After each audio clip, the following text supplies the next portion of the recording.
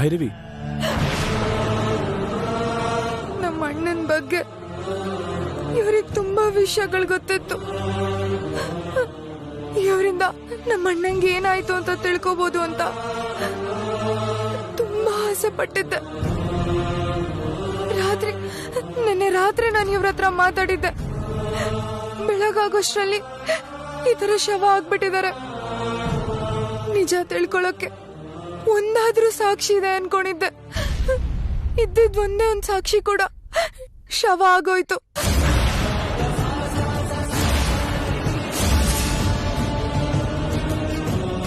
ಅವತ್ತು ಆಚಾರಿ ಬ್ರಹ್ಮಾಜಿ ಕೂಡ ಹಾವ್ ಕಚ್ ಸತ್ತೋದ್ರು.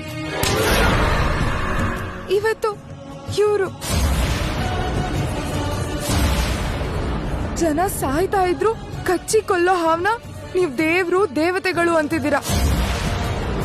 ನಿಮ್ ಮೂರ್ಖತನಕ್ಕೆ ಭಕ್ತಿ ಅನ್ನೋ ಹೆಸರು ಕಟ್ಟಿ ಹಾವ್ಗಳನ್ನ ಪೂಜೆ ಮಾಡ್ತಾ ಇದ್ದೀರಾ. ನೀವೆಲ್ಲ ಬದ್ಲಾಗಲ್ವಾ?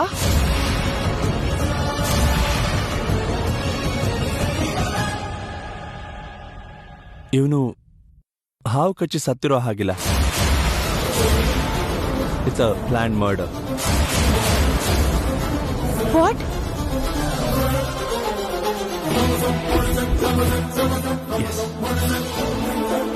ಇವನ್ನ ಯಾರೋ ತುಂಬಾ ಪ್ಲಾನ್ ಮಾಡಿ ಮರ್ಡರ್ ಮಾಡಿದ್ದಾರೆ.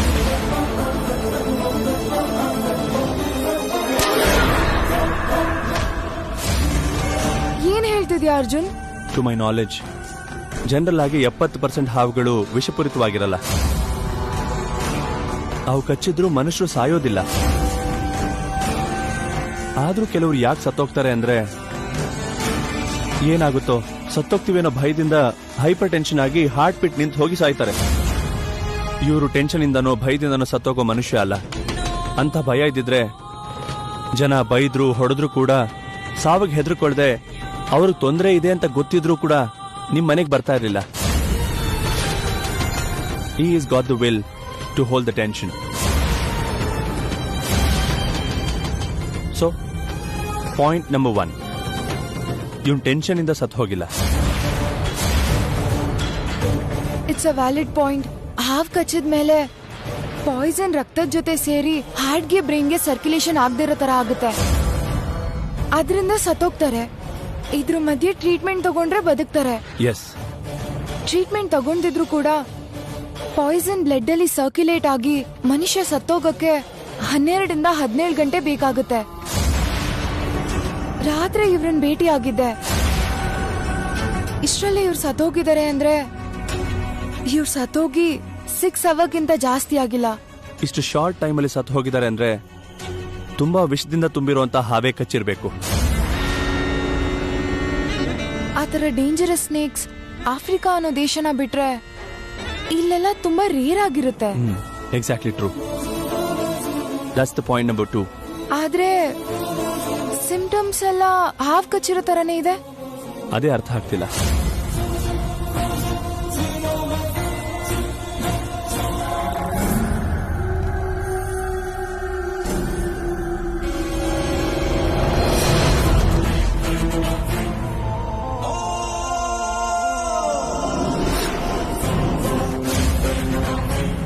ಹೇ, ಲುಕ್ ಹಿಯರ್.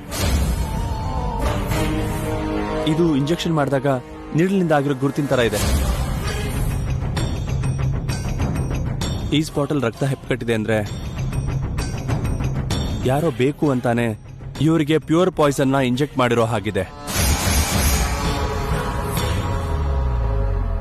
ಹಾವು ಕಚ್ಚಿದ್ರಿಂದಲೇ ಸತ್ತು ಹೋಗಿದ್ದಾರೆ ಅಂತ ಜನರನ್ನ ನಂಬಿಸೋದಕ್ಕೆ ಹಾವಿಂದ ಕಚ್ಚಿರ್ತಾರೆ. They have covered it up well. ಇಷ್ಟೊಂದು ಅನಲೈಸ್ ಮಾಡ್ತಾ ಇದ್ದಾನೆ ಅಂದ್ರೆ ಇವನು ಹೇಳ್ತಾ ಇರೋದು ನಿಜನೇ ಇರಬೇಕು. ಗೊತ್ತಿರೋರು ಯಾರೋ.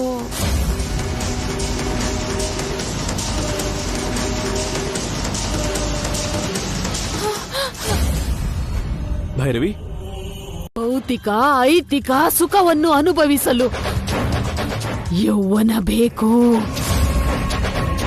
ನಾನು ಕಳೆದುಕೊಂಡಿರುವ ಯೌವನ ನನಗೆ ಪುನಃ ಬೇಕು. ನಾನು ಯಾವಾಗಲೂ ನಿತ್ಯ ನೂತನ ಯುವತಿಯಾಗಿರಬೇಕು. ನನ್ನ ಯೌವನನ ನನಗೆ ಪ್ರಸಾದಿಸು. ಅದೇ ನನ್ನ ಕೋರಿಕೆ. ಅದು ಸಾಧ್ಯವಿಲ್ಲ. ಇನ್ನೇನಾದರೂ ಕೇಳು. ಏಕೆ ಸಾಧ್ಯವಿಲ್ಲ?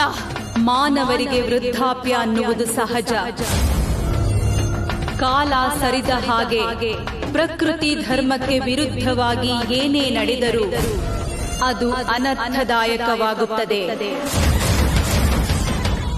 ಅದಕ್ಕಾಗಿ ಆ ವರವನ್ನು ಬಿಟ್ಟು ಬೇರೇನಾದರೂ ಕೇಳಿಕೋ. ಯೌವನ ಇಲ್ಲದೆ ವೃದ್ಧಾಪ್ಯದಲ್ಲಿ ಸಾಧಿಸುವುದಕ್ಕೇನಿದೆ? ನನಗೆ ಯೌವನವೇ ಬೇಕು.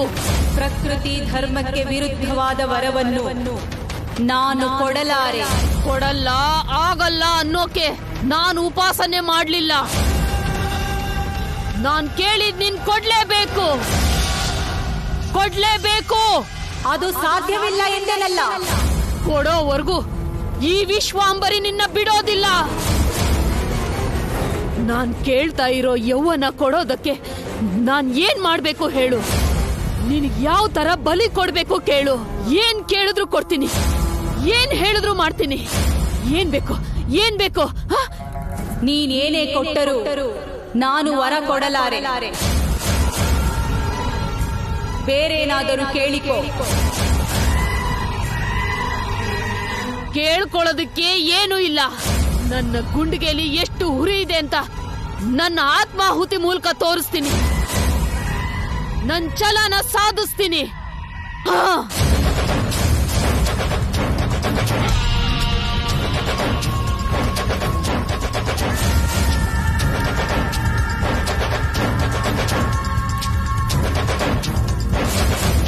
ಏನಿದು ನಿನ್ನ ಮೂರ್ಖತನ? ಹೇಳಿದರೆ ಅರ್ಥವಾಗುವುದಿಲ್ಲವೇ ನಿನಗೆ? ನಿಲ್ಲು. ನನ್ನನ್ನು ಯಾಕೆ ಬದುಕಿಸ್ತಿದ್ಯಾ ತಾಯಿ? ನಿನ್ನ ಮೂರ್ಖತನವನ್ನ ಅನುಮೋದಿಸಲಾರೆ. ಆದರೆ ನಿನ್ನ ಸಾಹಸವನ್ನ ಮೆಚ್ಚಿ ನೀನು ಕೇಳಿದವರ ಸಿದ್ಧಿಸುವಂತ ಉಪಾಯವೊಂದನ್ನು ಹೇಳುತ್ತೇನೆ. ನಾಗವಾರ ಎನ್ನುವ ಗ್ರಾಮದಲ್ಲಿ ಸುಪ್ರಸಿದ್ಧವಾದ ಶಿವಾಲಯ ಹೊಂದಿದೆ. ಆ ದೇವಾಲಯ ಎಷ್ಟೋ ವರ್ಷಗಳಿಂದ ಮುಚ್ಚಿದೆ. ಆ ದೇವಾಲಯದ ರಹಸ್ಯವನ್ನ ತಿಳಿದುಕೊಂಡರೆ ನಿನ್ನ ಸಮಸ್ಯೆಗೆ ಪರಿಹಾರ ಸಿಗುತ್ತದೆ.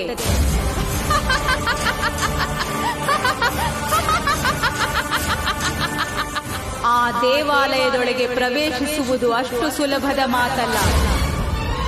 ಆ ದೇವಾಲಯ ತೆಗೆಯುವುದಕ್ಕೆ ಅವಶ್ಯವಿರುವ ಕೀಲಿಕೈ ಆ ದೇವಾಲಯವನ್ನ ಕಣ್ಣಿನ ರೆಪ್ಪೆಯ ಹಾಗೆ ಕಾವಲು ಕಾಯುತ್ತಿರುವ ನಾಗಗಳ ಹತ್ತಿರ ಇದೆ. ಮಾಮೂಲಿ ದಿನಗಳಿಗಿಂತ ನಾಗ ಚೌತಿಯ ದಿನ ಆ ಕೀಲಿಕೈ ಸಂಪಾದಿಸಿದರೆ ನಿನ್ನ ಕೆಲಸ ಸುಲಭವಾಗುತ್ತದೆ. ಇನ್ನೊಂದು ವಿಷಯ, ಆ ಕೀಲಿಕೈ ಸಂಪಾದಿಸುವುದು ಆ ದೇವಾಲಯಕ್ಕೆ ಸಂಬಂಧಿಸಿದ ಕುಟುಂಬದ ಒಬ್ಬ ವ್ಯಕ್ತಿಯಿಂದ ಮಾತ್ರ ಸಾಧ್ಯವಾಗುತ್ತದೆ.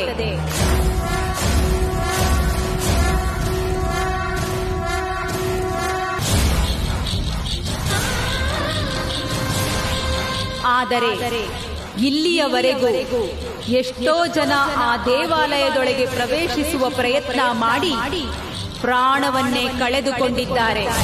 ಅದನ್ನು ನೆನಪಿನಲ್ಲಿಟ್ಟುಕೋ. ನಿನ್ನ ಪ್ರಯತ್ನ ನೆರವೇರುವವರೆಗೂ ಬೇರೆಯವರ ಯೌವನವನ್ನು ಬಳಸಿಕೊಂಡು ತಾತ್ಕಾಲಿಕವಾಗಿ ನೀನು ಯುವತಿಯಾಗಿ ಬದುಕಬಹುದು. ಅನ್ಕೊಂಡಿದ್ದನ್ನ ಸಾಧಿಸ್ಬೇಕು, ಅಧಿಕಾರನ ಹಸ್ತಗತ ಮಾಡ್ಕೋಬೇಕು ಅಂತ ಇರೋ ನನ್ನಂತವ್ರಿಗೆ ನೀತಿ ನಿಜಾಯಿತಿಗಳ ಹತ್ರ ಕೆಲ್ಸ ಇಲ್ಲ.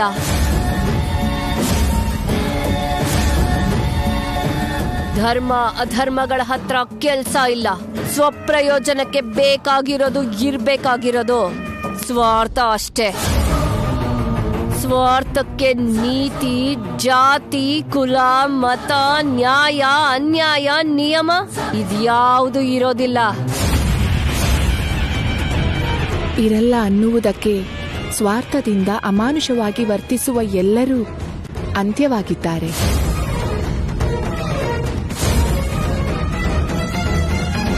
ಅಂಥವರ ಚರಿತ್ರೆಯನ್ನು ತಿಳಿದುಕೊಂಡು ನಿನ್ನ ಬುದ್ಧಿಯನ್ನು ಬದಲಿಸಿಕೊ. ನನಗೆ ಬೇಕಾಗಿರೋದು ಗತ ಚರಿತ್ರೆಗಳಲ್ಲ, ವರ್ತಮಾನ ಬೇಕು. ನಾನು ಅನ್ಕೊಂಡಿರೋದನ್ನ ಸಾಧನೆ ಮಾಡಬೇಕು. ನನ್ನ ಸಾಧನೆಗೆ ಅಡ್ಡ ಬರೋರನ್ನ ಅಂತ್ಯ ಮಾಡ್ತಾ ಹೋಗ್ಬೇಕು. ಅದು ನೀನು ಅಂದುಕೊಂಡಷ್ಟು ಸುಲಭವಲ್ಲ. ದೈವಶಕ್ತಿ ಇಂಥದ್ದನ್ನೆಲ್ಲ ಅಂಗೀಕರಿಸುವುದಿಲ್ಲ, ಅನುಮೋದಿಸುವುದೂ ಇಲ್ಲ. ಅಯ್ಯೋ ಹುಚ್ಚಿ, ನಿನಗೆ ದೈವಶಕ್ತಿ ಇದೆ ಅನ್ನೋದು ನನಗ್ ಗೊತ್ತು. ಅದೇ ದೈವನ ಪೂಜೆ ಮಾಡಿ, ಉಪಾಸನೆ ಮಾಡಿ, ಆರಾಧಿಸಿ ದೈವಶಕ್ತಿಯಿಂದ ಅನುಗ್ರಹ ಪಡೆದಿರೋ ಶಕ್ತಿವಂತೆ ನಾನು. ಶಕ್ತಿ ಎನ್ನುವುದು ವರವಿದ್ದ ಹಾಗೆ. ಮಾನವರಿಗೆ ಪ್ರಯೋಜನಕರವಾಗಿ ಇದ್ದರೆ ಅದು ಫಲಿಸುತ್ತದೆ ಹೊರತು ಸ್ವಾರ್ಥಕ್ಕಾಗಿ ಉಪಯೋಗಿಸಿಕೊಳ್ಳಬೇಕೆಂದರೆ ನಶಿಸಿ ಹೋಗುತ್ತದೆ. ನಶಿಸುತ್ತೋ ಫಲಿಸುತ್ತೋ ನೀನೇ ನೋಡುವಂತೆ. ಸಾಧಾರಣವಾದ ಮನುಷ್ಯರನ್ನ ಬಂಧಿಸಿ ನನ್ನ ಆಶಯನ ಸಾಧಿಸ್ಕೋಬೇಕು ಅನ್ಕೊಂಡೆ. ದೈವಶಕ್ತಿ ಇರೋ ನಿನ್ನಂತವಳನ್ನ ಬಂಧಿಸಿದ್ರೆ ನನ್ನ ಆಶಯ ಇನ್ನು ಬೇಗ ನೆರವೇರುತ್ತೆ ಅಂತ ನನಗೆ ಅರ್ಥ ಆಯ್ತು. ನನಗಿರೋ ಶಕ್ತಿ ಏನು ಅಂತ ನಿನಗೂ ತೋರಿಸ್ಲೇಬೇಕು. ನಿನ್ನು ಬಂಧಿಸ್ಲೇಬೇಕು. ಓಂ ಐಂ ಗ್ರೀಂ ಭೈಂ ಅಷ್ಟದಿಗ್ಬಂಧನ.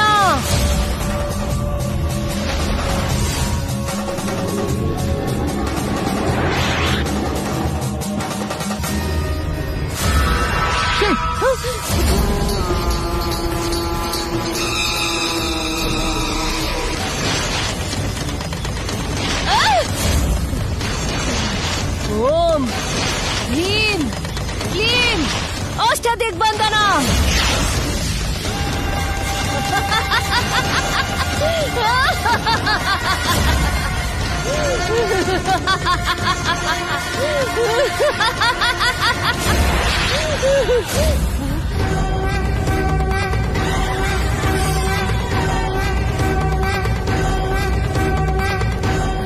ಕೋಳಿ, ನಿನ್ನ ಶಕ್ತಿ ಪ್ರಯೋಜನಕ್ಕೆ ಬರ್ದೆ ಹೋದ್ರೆ ಸೋತ್ ಹೋಗೋದು ನಾನಲ್ಲ, ನೀನೇ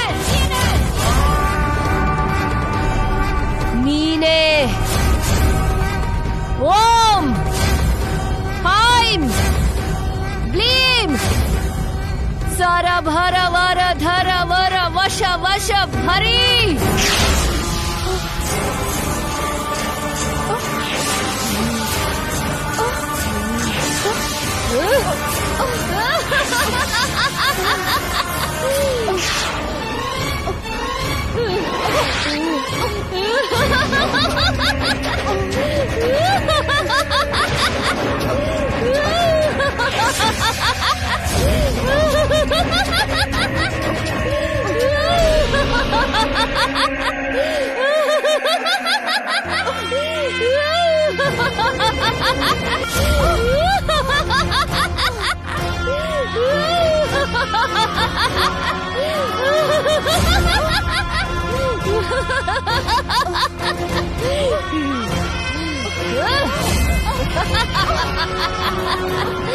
ಬರೀ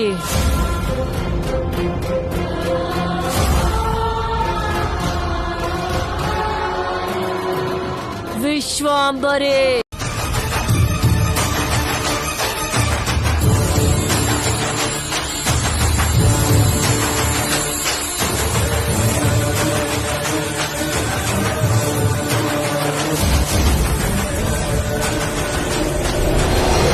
ಅರ್ಜುನ್ ಯಾಕೆ ಬಚ್ಚಿಡ್ಕೋತಾ ಇದ್ದಾನೆ?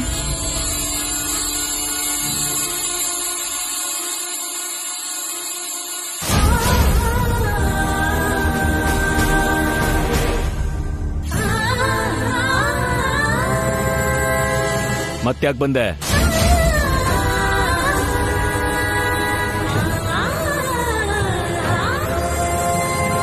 ಮನ್ಸನ್ನ ಸಾಯಿಸ್ಕೊಳ್ಳೋದು ಮಾತಲ್ಲಿ ಹೇಳ್ದಷ್ಟು ಸುಲಭ ಅಲ್ವಲ್ಲ. ಅಮ್ಮನ ಹತ್ರ ಕೃಷ್ಣಯ್ಯ ಅವ್ರು ಏನ್ ಮಾತಾಡ್ತಿದ್ದಾರೆ? ಅಮ್ಮಂಗೆ ಕೃಷ್ಣಯ್ಯ ಅವ್ರಿಗೆ ಗೊತ್ತಾ? ಈ ಊರಿಗೆ ಬರ್ಬೇಕು ಅನ್ನೋ ಕಾರಣಕ್ಕೆ ದೈವ ದರ್ಶನ ನೆಪ ಇಟ್ಕೊಂಡು ಬಂದಿದ್ಯಾ?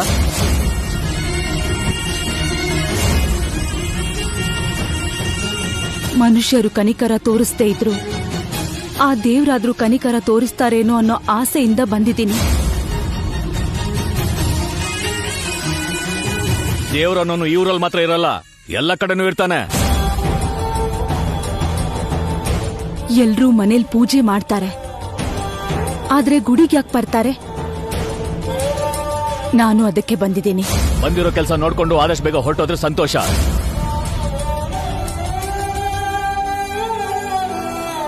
ನೀನ್ ಈ ಊರಲ್ಲಿ ಜಾಸ್ತಿ ಹೊತ್ತಿದ್ರೆ ನೀನ್ ಇರೋವರೆಗೂ ನಾನು ಈ ಊರಿಂದ ಹೊರಗಡೆ ಹೋಗ್ಬೇಕಾಗತ್ತೆ.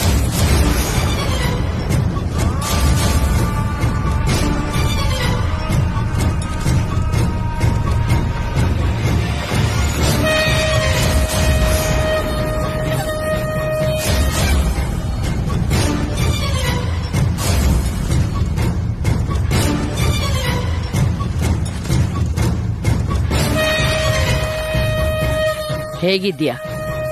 ಚೆನ್ನಾಗಿದ್ಯಾ?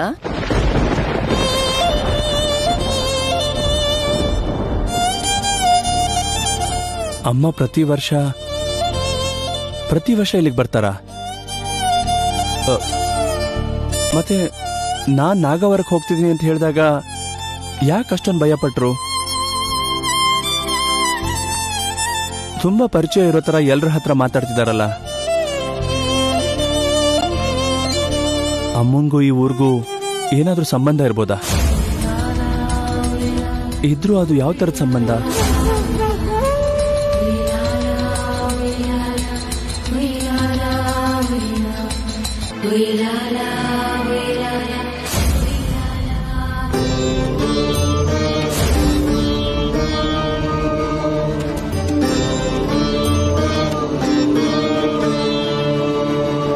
ಅಮ್ಮ ನಾಗಮ್ಮ ತಾಯಿ, ನಾನು ಊರಿಗೆ ದೂರವಾಗಿದ್ದೇನೆ ಹೊರತು ನಿನಗೆ ನಿನ್ನ ಪೂಜೆಗೆ ದೂರ ಆಗಿಲ್ಲಮ್ಮ. ಪ್ರತಿನಿತ್ಯ ನಿನ್ನ ಪ್ರಾರ್ಥನೆ ಮಾಡ್ತಾನೆ ಇದ್ದೀನಿ.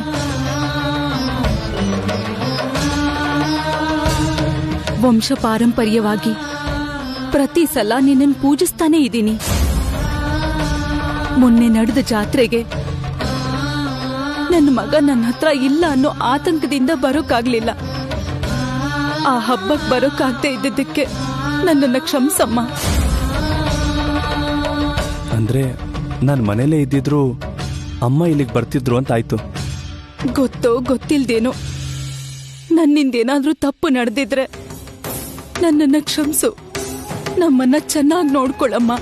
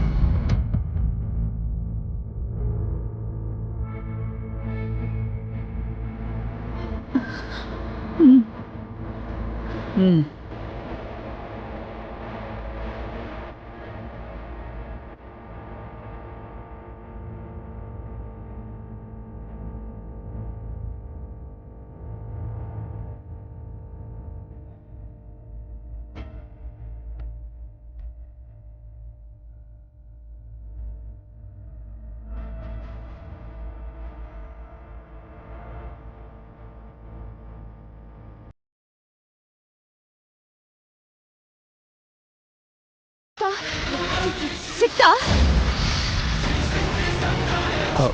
ಹುಡುಕ್ತಿದ್ದೀನಲ್ಲ, ಇರಿ. ಅಲ್ಲೇ ಅಲ್ಲೇ ಅಲ್ಲೇ ನೋಡಪ್ಪ, ಅಲ್ಲೇ.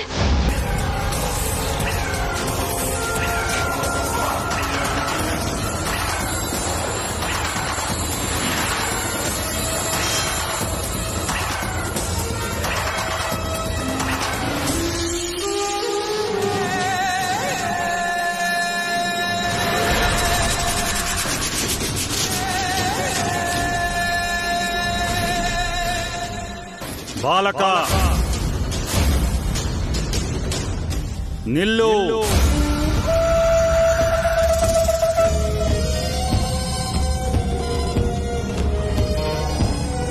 ಬದುಕಿಕೊಂಡ. ನೀನು ಎಡಭಾಗದಲ್ಲಿಯೇ ಹುಡುಕ್ತಾ ಇದೀಯಾ? ಅದು ಅಂತ್ಯವಿಲ್ಲದ ಸುರಂಗ. ಅದರಲ್ಲಿ ಏನೇ ಬಿದ್ದರೂ ದೊರಕುವುದಕ್ಕೆ ಅವಕಾಶವೇ ಇಲ್ಲ. ಬಲಗಡೆ ಹುಡುಕು ಬಾಲಕ.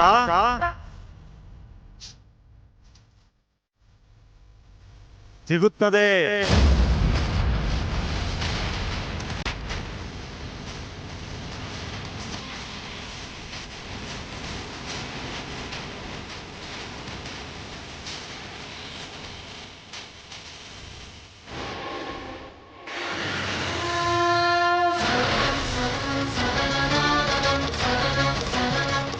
ಸಿಕ್ಕಿತಾ?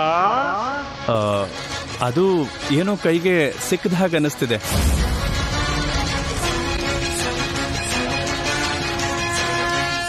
ಅದೇ, ಅದನ್ನ ಜಾಗ್ರತೆಯಿಂದ ತೆಗಿ, ಜಾಗ್ರತೆಯಿಂದ ಹೊರಗೆ.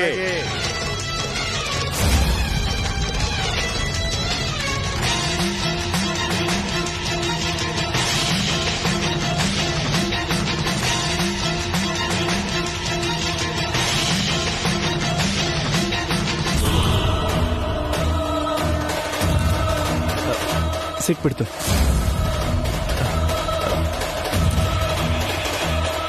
ಇದು ನಿಮ್ಮ ಮುಗುತಿನಾ?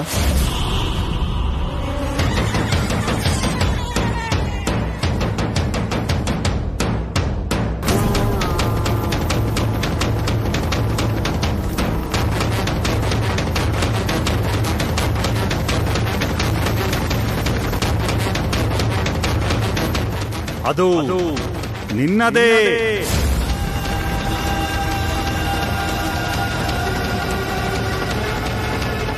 ತಗೊಳಮ್ಮ. ನೀನ್ ಬಂದಾಗ ನಿನ್ ಮೂಗಲ್ಲಿ ಅದಿದ್ದನ್ನ ನಾನ್ ನೋಡ್ದೆ. ಅದು ನಿಂದೆ.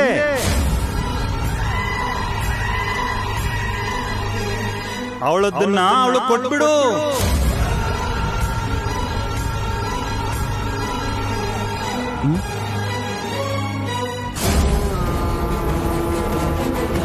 ತಗೊಳಮ್ಮ, ಅದು ನಿಂದೆ.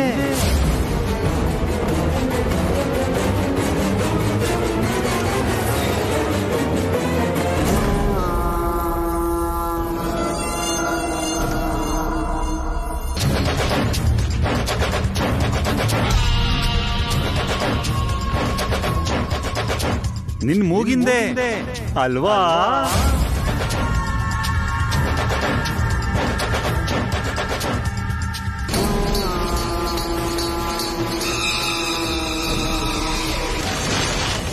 ಮರ್ಮ ಗೊತ್ತಿರೋ ಯೋಗಿಗಳು ನೀವು. ನಿಮಗ್ ಗೊತ್ತಿಲ್ದೇ ಇರೋದ್ ಏನೈತೆ? ದೊಡ್ಡೋರು ನೀವು.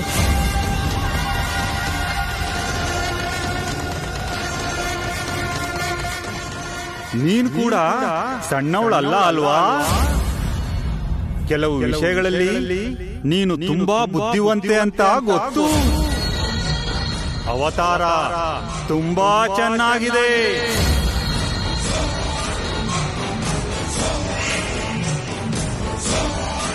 ನಮಃ ಶಿವಾಯ. ಹರಿ ಓಂ ನಮಃ ಶಿವಾಯ. ಹರ ಹರ ಶಂಕರ.